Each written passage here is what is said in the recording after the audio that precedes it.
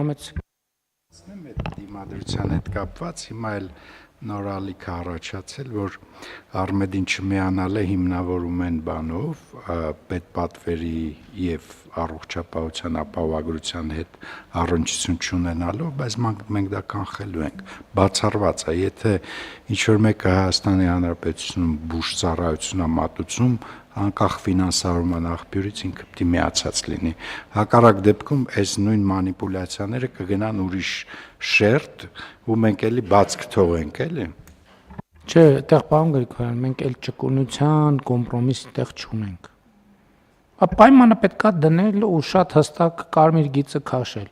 Կամ ստեղես, էլ սենց բաներ չկա։ Եվ